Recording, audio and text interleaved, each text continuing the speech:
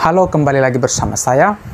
Berbagi ilmu itu harus. Sini saya mau berbagi ilmu tentang penggunaan adjektif deklination, ya. Deklinasi itu untuk kata sifat, ya, karena kata sifat itu selalu mengikuti kata bendanya, artikel apa dan kasus apa, ya. Seperti yang ada di sini, ya. Banyak yang mengakui, ya, tidak sedikit yang mengakui lah, saya katakan bahwa mempelajari tentang adjektif deklinasi ini agak ribet, ya. Saya mengakui selama saya belajar tentang ini sebenarnya tidak sulit, hanya saja rumit, tidak sulit. Setelah kita sadari ternyata ada kunci-kunci tertentu. Yang mau saya sampaikan adalah kuncinya, bukan menghafal, tetapi pahami. Yang perlu dihafal itu adalah dasarnya hanya ini, ya, dan perubahan pada kasusnya hanya itu. Tidak usah dihafal karena itu akan membuat otak meledak gitu, ya. Yang pertama, untuk mengenal lebih lanjut tentang deklinasi ini, artinya supaya kita tahu apa sebenarnya yang membuat kita paham, kita harus tahu dulu bahwa deklinasi itu, yang mau kita deklinasikan itu, kata kerjanya, jenisnya bestimmte artikel atau unbestimmte artikel, atau jangan-jangan null artikel, ya. Karena bisa saja ketiga-tiga itu berlaku, ya. Seperti di video sebelumnya saya sudah sampaikan kapan dipakai bestimmte artikel dan kapan unbestimmte artikel, dan null artikel itu bisa dipakai kapanpun. Dan bestimmte artikel itu untuk menyatakan sesuatu yang ketika kita berbicara, lawan bicara sudah tahu itu apa, kan gitu. Misalnya, ya, pembangunan itu sudah 50% selesai, orang sudah tahu pembangunan yang mana gitu, ya. Kalau unbestimmte artikel biasanya itu dipakai untuk sesuatu untuk memulai pembicaraan. Misalnya ada sebuah hutan, kan gitu. Hutan itu terletak di bagian baratnya suatu tempat ini misalnya. Jadi begitu. Kalau null artikel ya bisa aja ibu adalah sosok yang baik, kan langsung aja tanpa ada dimuter, kan gitu. Oke. Yang pertama yang supaya kita ingat dulu pola, saya sendiri begini. Selalu maskulin, feminin, neutral, plural, ya. Saya selalu maskulin, kemudian selanjutnya feminin baru neutral, baru plural, ya. Yang singular dulu, singular sendiri itu saya urutkan berdasarkan maskulin, feminin, neutral. Laki-laki dulu, perempuan baru neutral, ya. Jadi bukan maskulin, neutral, feminin, tidak.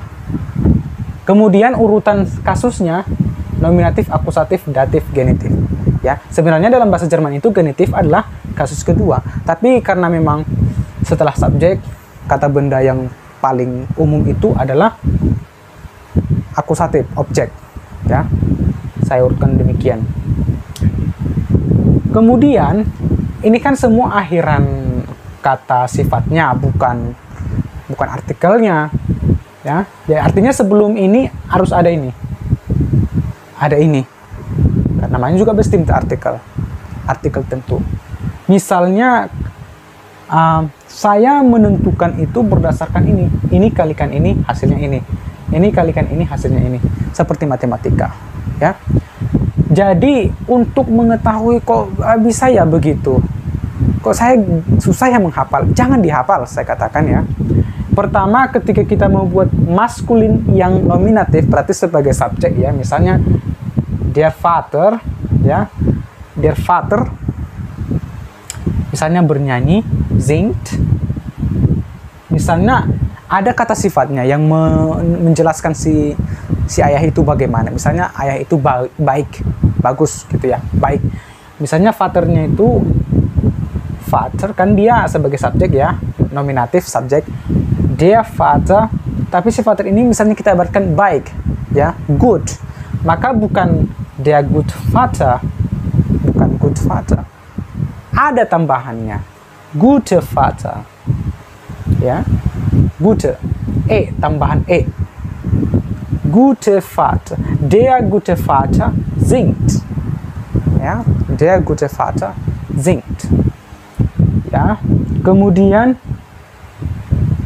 apa yang mendasari saya mudah mengingat? Ya, karena sudah ada er, gitu.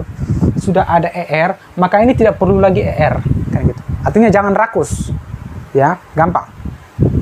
Kalau sudah ada er, jangan lagi er, gitu. Atau contoh kedua, Mutter, die Mutter kocht misalnya, memasak.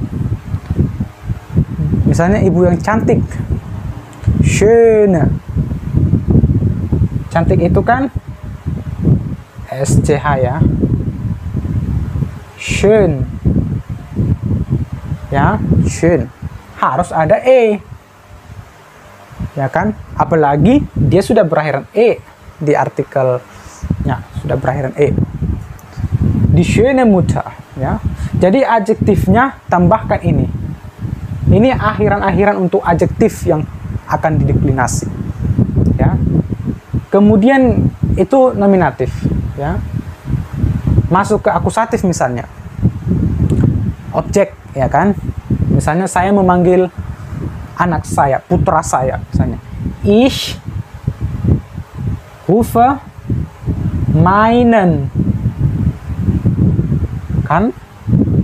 Meinen, ya, sudah menggantikan den untuk der akusatif, den menggantikan, sudah digantikan meinen Sohn.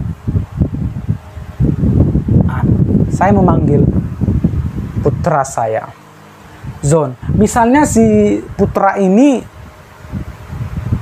kecil misalnya kan, maka dia bisa menjadi klein kan, kecil, klein, kemudian akhirannya apa?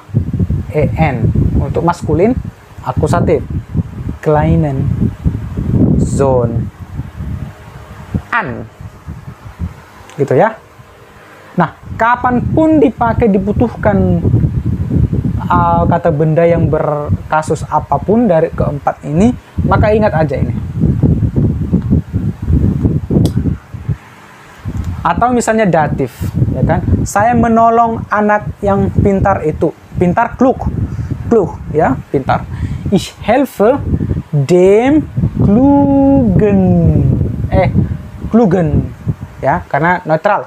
Kind kan neutral, maka ich helfe dem klugen Kind, ya.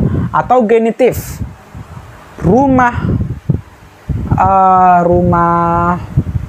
saudara laki-laki saya misalnya, ya, das Haus meines, ya, atau das Haus des, ya, untuk genitif daripada der, des Bruders, ya kan, misalnya si bruder itu tampan, das Haus des Eleganten, ya, Eleganten kan maskulin, Eleganten Bruders, das Haus des Eleganten Bruders, ya. Jadi kata sifat itu ditambah ini sesuai dengan gendernya dan kasusnya, bestimmte Artikel, ya. Kemudian apabila kata benda yang dibarengi dengan kata sifat itu unbestimmte Artikel, tahu kan yang eine, ein, ya. Inilah dia untuk kata sifatnya. Kalau dia maskulin nominatif, maka dia er. Misalnya ein guter Mensch. Itu. Jadi ada er-nya. Karena di sini tidak ada er, ya, maka di sinilah dipakai er-nya supaya dia terlihat bahwa dia itu maskulin, ya.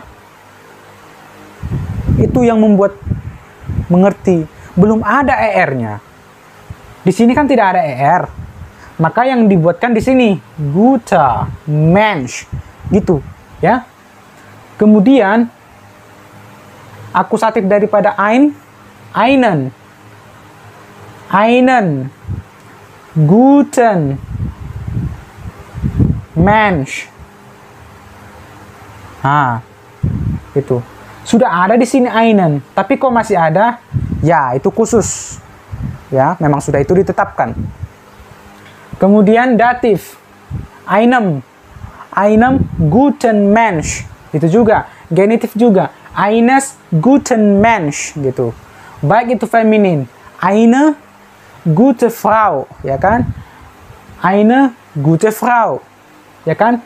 Datif. Einer guten Frau. Genitif. Einer guten Frau. Neutral. Misalnya Kind. Ya kan? Ein gutes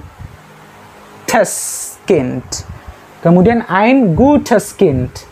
Kemudian einem guten Kind. Kemudian eines guten Kind.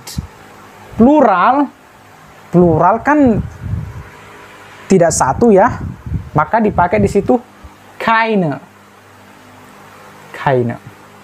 Ya. Bukan eine. Kenapa keine? Karena memang plural itu tidak satu. Maka keine ya. Walaupun semua ini bisa pakai kein.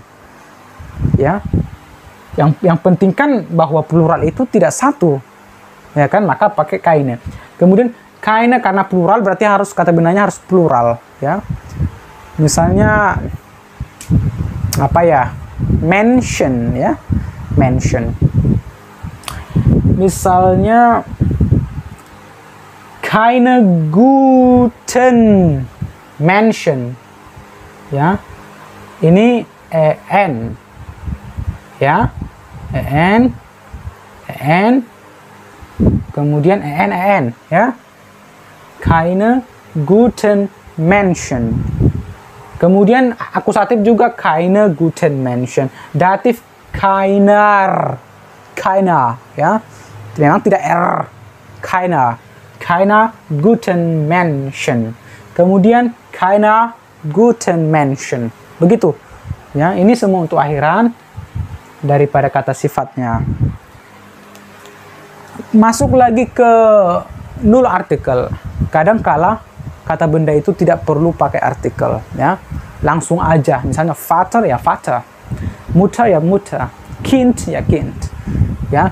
Jadi memang itu akan berpengaruh ke sini. Langsung artikelnya ini. Akhirannya. R, E, S, E gitu ya. Jadi kalau misalnya mau mengatakan ayah yang baik, langsung saja guter Vater. Ya. Supaya dia nampak maskulin nominatif, ya tambahkan aja er gitu ya. Tidak ada artikel sebelumnya, langsung. Ya kan? Kalau dia akusatif, guten Vater. Datif, gutem Vater. Ya kan? N. Ya kan? Der, den, dem, kan gitu. Tapi kalau genitif tetap guten, bukan menjadi gutes ya. Guten Vaters.